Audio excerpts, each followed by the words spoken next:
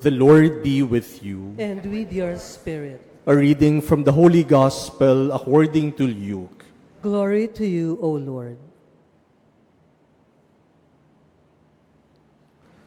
The angel Gabriel was sent from God to a town of Galilee called Nazareth, to a virgin betrothed to a man named Joseph of the house of David.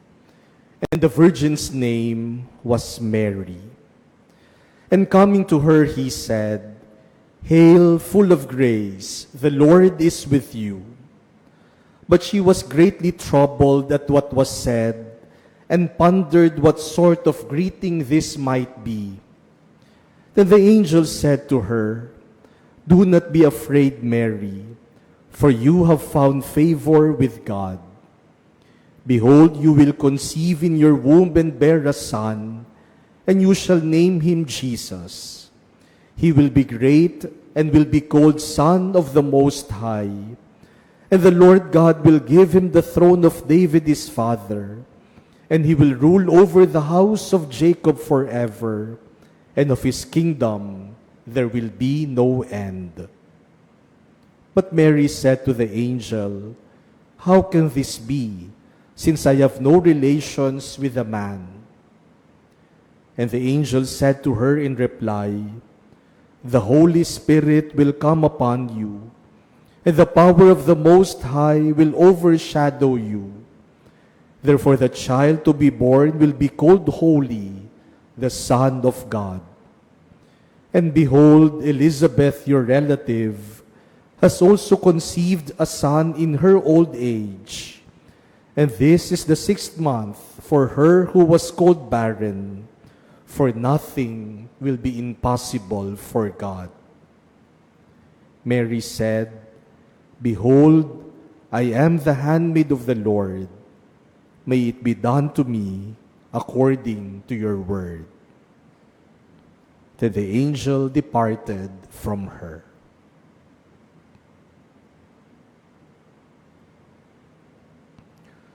The Gospel of the Lord. Praise to you, Lord Jesus Christ.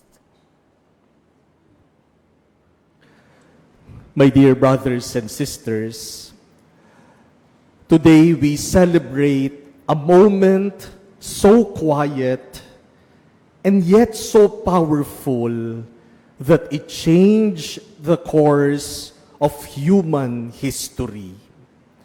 The Annunciation of the birth of the Lord. There were no crowds. There were no spectacles. There were no dramatic signs in the sky. There was only an angel sent by God, a virgin in Nazareth, and her yes to become the mother of God. And at that very moment, the Son of God became man. And so the incarnation did not happen on December 25. Hindi lamang nung ipinanganak si Jesus, naging tao ang Diyos. Noong sumagot si Maria sa anghel, na tinatanggap niya ang paanyaya ng Diyos na maging ina ng anak ng kataas-taasan, nagsimula ng magkatawang tao ang Diyos sa sinapupunan ni Maria. That is why today's solemnity is 9 months away from Christmas Day. Exactly 9 months from now will be Christmas. And so, my dear brothers and sisters, it was that yes of Mary that made the miracle of miracles happen. God became man. But what is striking is that Mary says yes, even though she was greatly troubled, as what we heard in our gospel today. Kahit na naguguluhan siya, kahit na nagugulumihanan si Maria, sumagot pa rin siya ng oo sa paanyaya ng Diyos. Mary does not know what her yes would mean. Mary does not understand what would happen. And Mary does not have all the answers. But still, she says, yes. Biro nun yung tanungin niya ang anghel, paanong mangyayari to? Paanong magiging ina ako ng anak ng Diyos, gayong ako'y dalaga? Sabi lang ng anghel sa kanya, lulukuban ka ng Espiritu Santo at ikaw ang magiging ina ng anak ng kataas-taasang Diyos. Sa tingin niyo ba, yung sagot na yon ng anghel, malinaw kay Maria? Hindi kaya niya sabing, paano mangyayari yun? Paano akong magdadalang tao sa pamamagitan lang ng paglukob ng Espiritu Santo? At that moment, I'm sure everything was so unclear to Mary. But still, she gave her yes.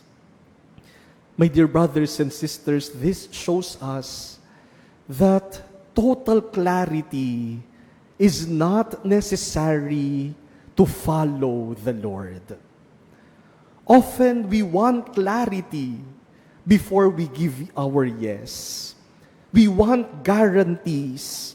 We want certainty. We want a clear roadmap. Sasabihin natin, bago ako sumagot, linawin mo muna. Sagutin mo muna ang lahat ng tanong ko.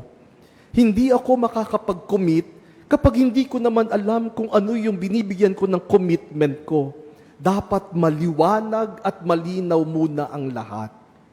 But Mary shows us a profound truth that faith is not about full understanding. Faith is about full trust. Mary gave her yes, not because she had full understanding, but because she had full trust in God.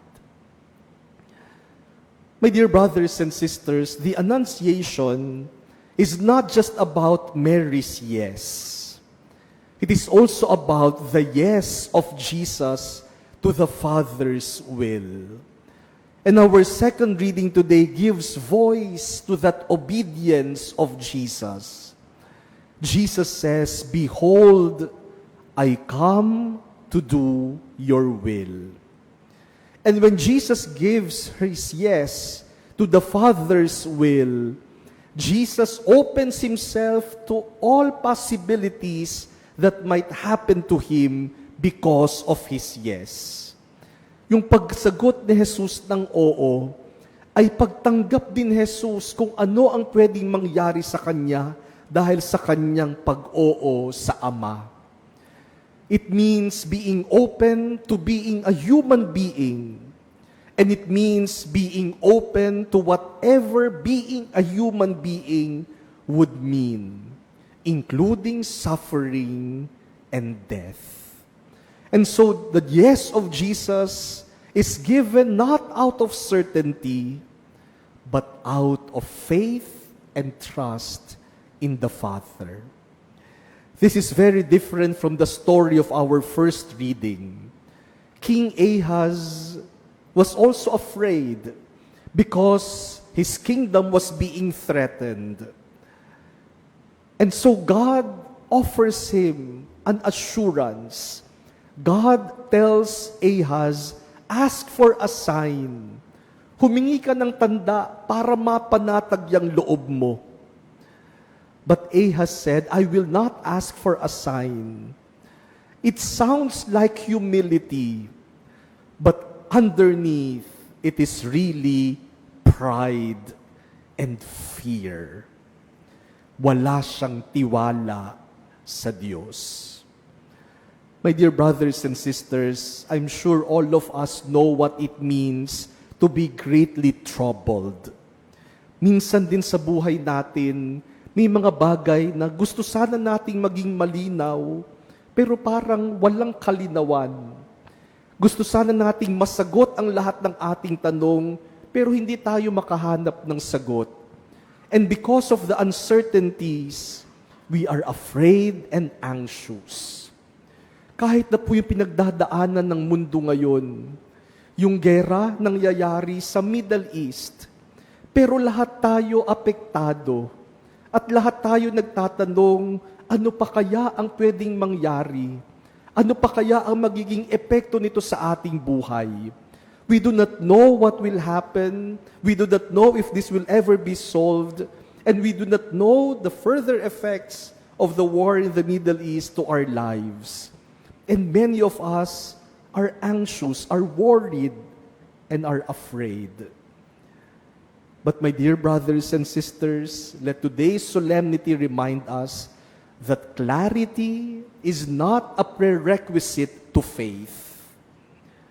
Hindi kailangang maging maliwanag ang lahat, malinaw ang lahat, para tayo sumampalataya sa Diyos. What is needed is trust. Because God usually does not give all the explanations. He simply asks us to trust Him. Tandaan po natin, hindi obligasyon ng Diyos na ipaliwanag sa atin ang lahat ng bagay. Tayo ang may tungkulin at obligasyon na magtiwala sa Diyos kahit hindi malinaw ang lahat. And so like Mary, even when things are not certain, even if we do not understand everything, and even when we do not have all the answers, may we always trust. Because, my dear brothers and sisters, one trusting yes is enough for God to change the world for the better.